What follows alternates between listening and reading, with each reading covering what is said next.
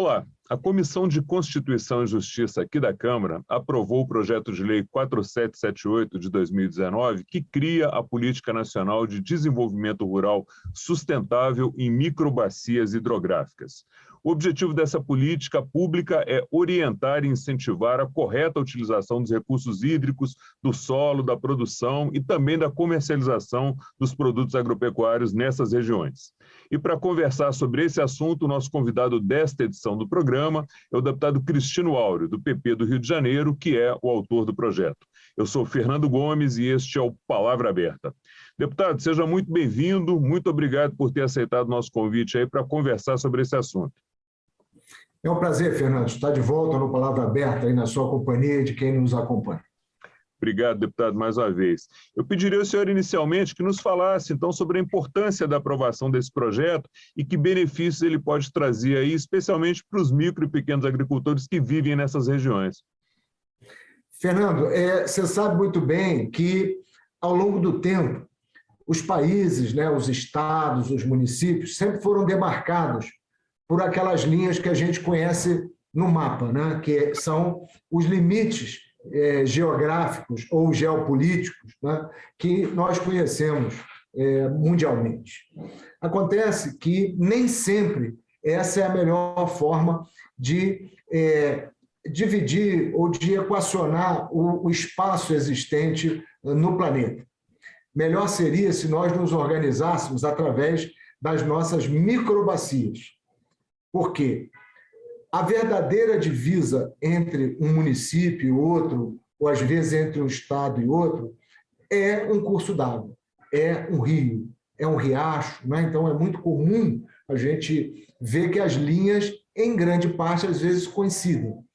Isso tem uma lógica, que é a facilidade de você poder visualmente estabelecer um ponto ali, mas tem uma lógica mais profunda sob o ponto de vista ambiental, que é enxergar que uma microbacia, que é basicamente como esses rios, essas nascentes se formam, depois se encontram e vão formar os grandes rios, que compõem isso que nós conhecemos, porque é a organização das grandes bacias hidrográficas.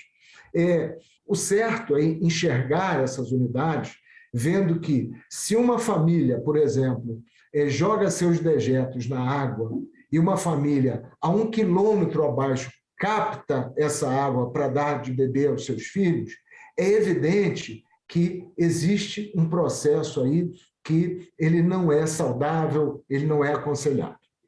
Da mesma forma, se uma agroindústria instalada no ambiente rural ou uma fazenda utiliza-se desse mesmo curso d'água para também abastecer suas atividades e colocar ali seus efluentes, isso também tem impacto para todo mundo. Eu costumo dizer que todos os rios, eles são rurais, ou seja, eles nascem no ambiente rural. Então, até os rios mais glamurosos que a gente conhece, o Sena, o Hudson, o Paraíba do Sul, o Tietê, em algum momento, eles nascem lá num cantinho escondido, lá na roça. E se nós planejarmos nossas microbacias, se nós fizermos o desenvolvimento rural sustentável, e daí esse projeto que nós aprovamos, nas 3 comissões, na agricultura, no meio ambiente e na CCJ, por unanimidade. Nós tivemos ali um ou outro voto contrário para marcar uma posição ou outra, mas, de um modo geral, nós saímos da Câmara com um projeto aprovado, com um conhecimento ou com um reconhecimento de que esse tema é um tema que precisa ser não só respeitado, como também ele precisa ser implantado. Então, assim, só para finalizar esse início, acho que o aprendizado de estados que já se utilizam dessa ferramenta microbacia, ele é muito valioso para todos nós. Okay. Deputado, o senhor tocou num ponto que eu já ia perguntar também. Essa política ela tem como objetivo orientar aí, com base técnica os pequenos agricultores dessas áreas, com ações que conservem o meio ambiente e evitem a degradação, né? O senhor deu esse exemplo da família que suja o rio lá em cima e que desce lá embaixo. Esse objetivo, deputado, de conciliar aí produtividade e meio ambiente, quando a gente está falando também do pequeno agricultor, ele é difícil de se atingir também? Olha, eu sou muito otimista em relação, principalmente ao Brasil. O Brasil ele tem enfrentado na cena internacional um questionamento que, do meu ponto de vista, é só uma falha da comunicação, é só como o Brasil é percebido. Porque como o Brasil é de verdade, embora nós tenhamos problemas com desmatamento, que nós não podemos jogar para debaixo do tapete, o desmatamento ilegal ele tem que ser combatido, e eu defendo que, num prazo muito curto, a gente chegue realmente ao desmatamento ilegal zero. Nós temos, entretanto, como avançar muito, porque a pesquisa, a Embrapa, as entidades estaduais, a extensão rural, as EMATERs, né, as secretarias de agricultura, já têm bons exemplos de como é que pode conciliar essas duas coisas, reduzir emissões, e eu diria que até tornar o Brasil um grande credor nessa matéria. Então, vou te dar um exemplo. No meu estado, o estado do Rio, quando fui secretário de Agricultura, nós implantamos o Rio Rural. O Rio Rural é um programa com 140 milhões de dólares de financiamento do Banco Mundial. Nós atingimos 58 mil famílias. E levando efetivamente esse desenvolvimento. Ou seja, ao mesmo tempo que recuperamos mais de 9 mil nascentes, nós também implantamos modelos de produção orgânicos ou com baixo impacto, tiramos a vaca do teleférico, que, como eu brinco, né? Os morros, né? O estado do Rio tem uma topografia muito acidentada, não tem sentido você criar os animais nas áreas que são íngremes, com um grau de inclinação elevado, quando, na verdade, o que você tem que fazer ali é replantar a floresta no topo do morro e trazer os animais para um sistema mais intensivo, lavoura, floresta, pecuária e agora a geração de energia solar nas propriedades, energia a partir de biomassa.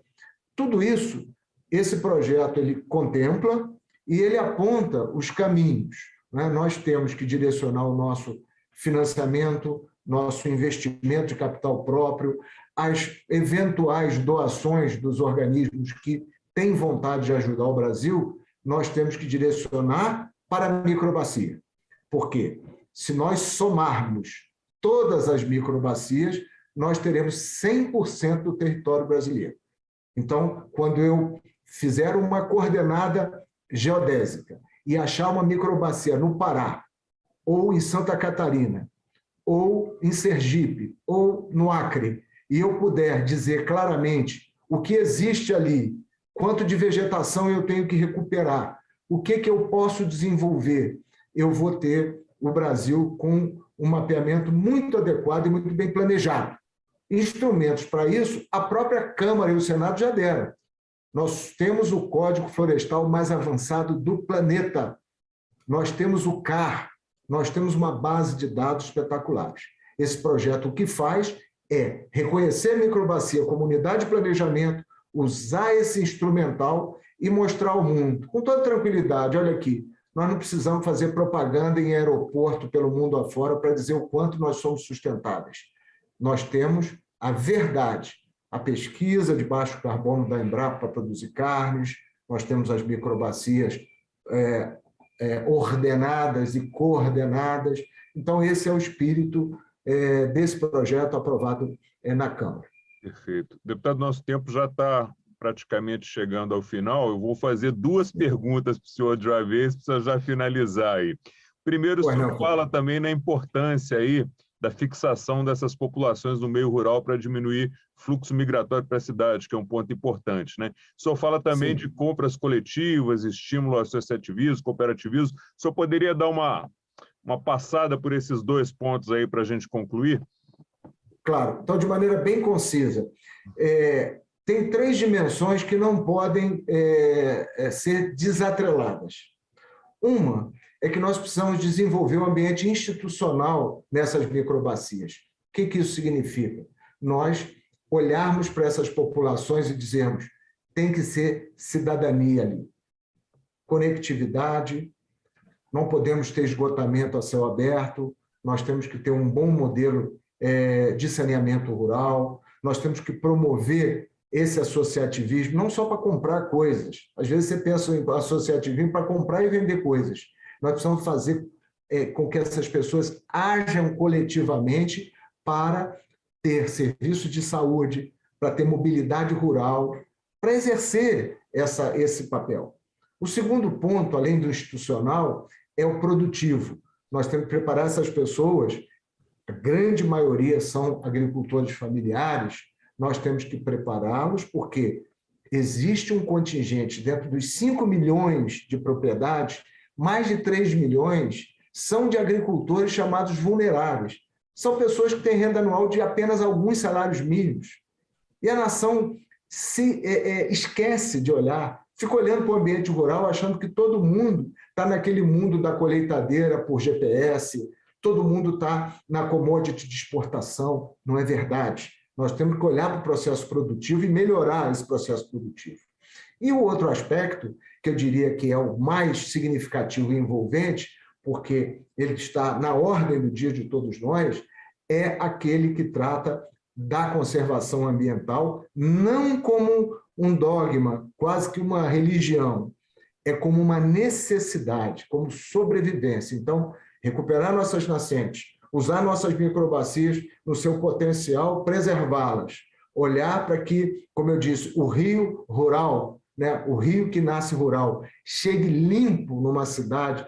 Olha o luxo, o verdadeiro luxo, Fernando, o dinheiro não compra você colocar. Você pode comprar o iate mais luxuoso, colocando numa água nojenta dentro de um rio ou de uma baía poluída. É totalmente diferente você ter um caiaque, mas navegando num rio limpo, num mar limpo. Isso é que é o luxo. E nós precisamos redescobrir isso. Deputado, muito obrigado pelos esclarecimentos prestados, muito obrigado pela participação no programa, seja sempre muito bem-vindo. Eu é que agradeço a vocês sempre a gentileza e o carinho comigo. Um abração. Obrigado, deputado. Eu conversei com o deputado Cristino Áureo, do PP do Rio de Janeiro, sobre o projeto de lei 4778, que cria a Política Nacional de Desenvolvimento Rural Sustentável em Microbacias Hidrográficas. Se você quiser assistir novamente a este ou a outro dos nossos programas ou ter mais informações sobre esse projeto de lei, é só acessar o site da Câmara ou as nossas páginas oficiais no Facebook, Twitter, Instagram e YouTube. Você que nos acompanha, muito obrigado pela sua audiência, um forte abraço e até a próxima.